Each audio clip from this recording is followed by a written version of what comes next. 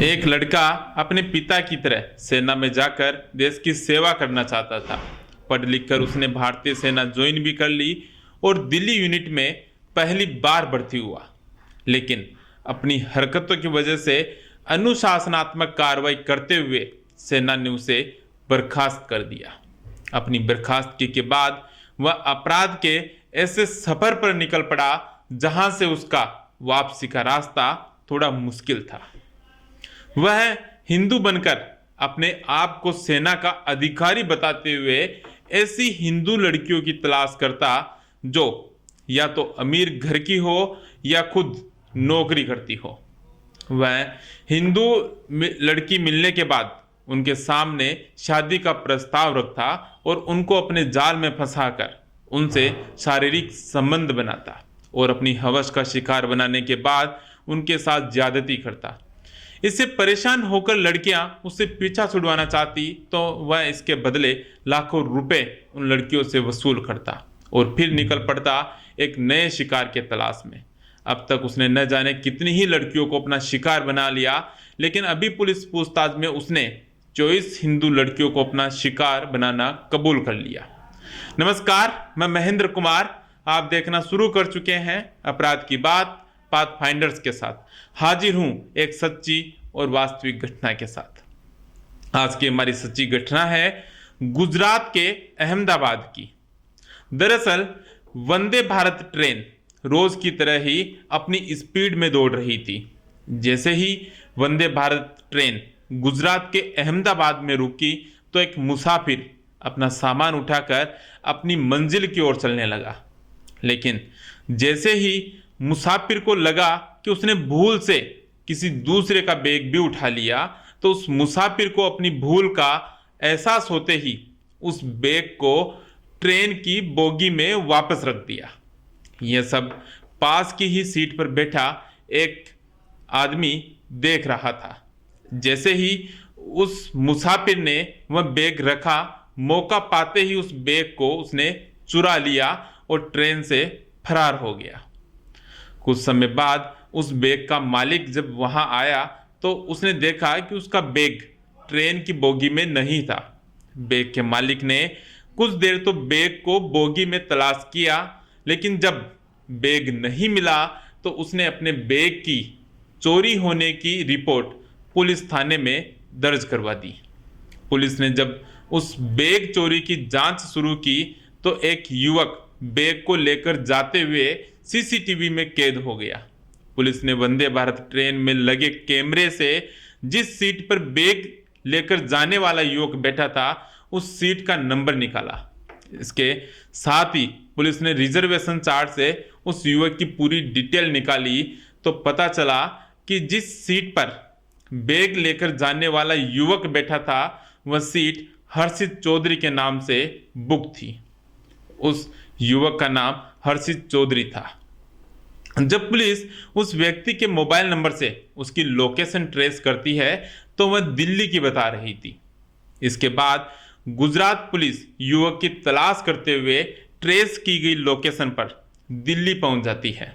उस लोकेशन पर जब पुलिस पहुंची तो बैग लेकर जाने वाला युवक अपने साथियों के साथ शराब पी रहा था। पुलिस जब बैग लेकर जाने वाले युवक को पकड़ती है तो उस युवक ने अपना नाम हर्षित चौधरी बताया और पुलिस को गुस्से में कहने लगा कि मैं भरतपुर का रहने वाला हूं और भारतीय सेना में अधिकारी हूं। मैंने कभी कोई चोरी नहीं की, शायद आपको गलत जानकारी मिली है। उसके इस तरह बोलता देखकर एक बार तो पुलिस भी चकमा खा गई। पुलिस ने सोचा यह वास्तव में कहीं सेना में तो नहीं है। उसने पुलिस को भारतीय सेना का अपना पहचान पत्र भी दिखाया। इसके बाद पुलिस ने उसके बताए अनुसार जानकारी जुटाने के लिए सेना से संपर्क किया। सेना से संपर्क करने के बाद पुलिस को पता चला कि जिस यूनिट में हर्षित चौधरी अपने आप को बता रहा है उसमें ऐसा कोई भी अधिकारी और जवान तैनात नहीं है। इसके बाद गुजरात पुलिस उसको गिरफ्तार कर लेती है और गिरफ्तार करके अहमदाबाद लाती है। अहमदाबाद पुलिस को उसके पास से सेना के पहचान पत्र मिलने से और उससे पूछताछ में शक हो गया कि वो व्यक्ति हर्षित चौधरी तो नहीं है। इसके बाद पुलिस ने उसका बायोमेट्रिक आधार कार्ड निकलवाया तो उस पर आरोपी व्यक्ति के पास जो आधार कार्ड मौजूद था उससे अलग फोटो लगा हुआ मिला। इससे गुजरात पुलिस को उस व्यक्ति पर शक और ज्यादा गहरा गया। अब पुलिस उससे सख्ती से पूछताछ करती है तो उस व्यक्ति ने पुलिस को बताया कि मेरा असली नाम मोहम्मद शहबाज है और मैं अलीगढ़ थाना सिविल लाइन उत्तर प्रदेश का रहने वाला हूं। पुलिस जब उसे पूछती है कि हर्षित चौधरी के दस्तावेज तेरे पास कैसे आए तो वह पुलिस को बताता है कि इन आधार कार्ड और पैन कार्ड को मैंने अलीगढ़ के कंप्यूटर सेंटर पर एडिट कर इन पर अपना फोटो लगवा लिया, जबकि यह राजस्थान के भरतपुर निवासी हर्षित चौधरी के हैं। इन सब दस्तावेजों को मैंने फर्जी तरीके से बनवाए हैं। इसके बाद पुलिस जब अपनी जांच आगे बढ़ाती है तो सामने आता है कि उसके बैंक अकाउंट से करोड़ों के ट्रांजैक्शन हुए हैं। पुलिस जांच करते हुए जब बैंक पहुंचती है तो पता चला कि बैंक में खाता भी फर्जी आधार कार्ड और पैन कार्ड के आधार पर हर्षित चौधरी के नाम से ही खोला गया था और इस खाते को मोहम्मद शहबाज ही ऑपरेट करता आ रहा है। जब पुलिस ने बैंक मैनेजर से पूछा कि बिना जांच और बायोमेट्रिक किए आपने खाता कैसे खोल दिया तो वह कोई जवाब नहीं दे पाए और स्टाफ की लापरवाही बताकर इस मामले से पल्ला झाड़ लिया।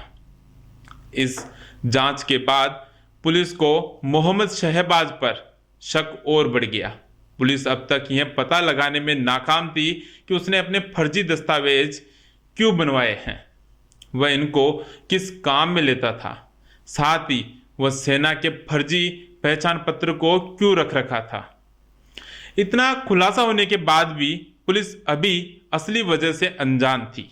इस बीच अखबारों में हर्षित चौधरी की गिरफ्तारी की खबर पढ़कर एक महिला ने पुलिस थाने के लैंडलाइन नंबर पर फोन किया और महिला ने पुलिस को बताया कि हर्षित चौधरी मेरे पति है, कई महीनों से वे घर नहीं लौटे हैं।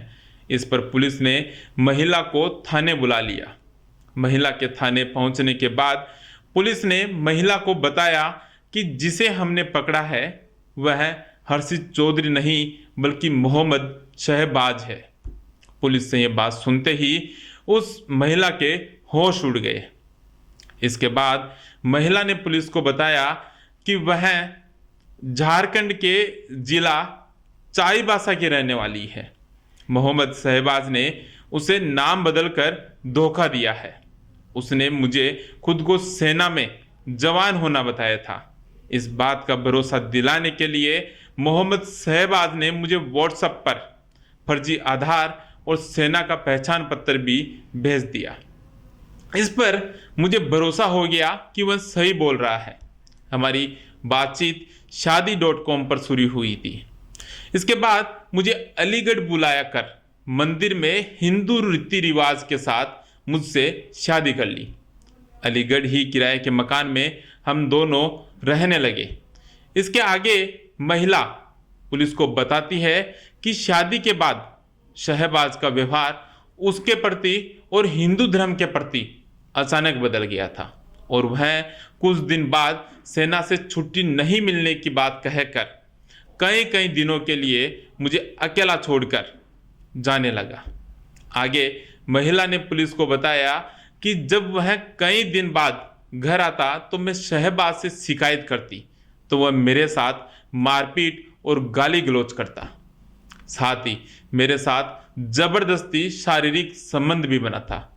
जब शारीरिक संबंध बनाने के लिए वह मना करती तो जान से मारकर टुकड़े टुकड़े करने की धमकी देता था। साथ ही शहबाज उसे कहता था कि वह फौज में है इसलिए उसका कोई कुछ नहीं बिगाड़ सकता। इसके बाद पुलिस जब अपनी जांच को आगे बढ़ाती है तो पता चलता है कि मोहम्मद शहबाज पहले से शादीशुदा है। उसकी शादी को 5 साल हो गए। उसके 2 बच्चे भी है। यह सब जानकर वह महिला काफी डर गई और शहबाज के खिलाफ पुलिस में रिपोर्ट दर्ज करवाकर अपने मायके झारखंड चली गई। जांच के दौरान पुलिस ने जब मोहम्मद शहबाज का मोबाइल तलाशा तो वह हैरान रह गई।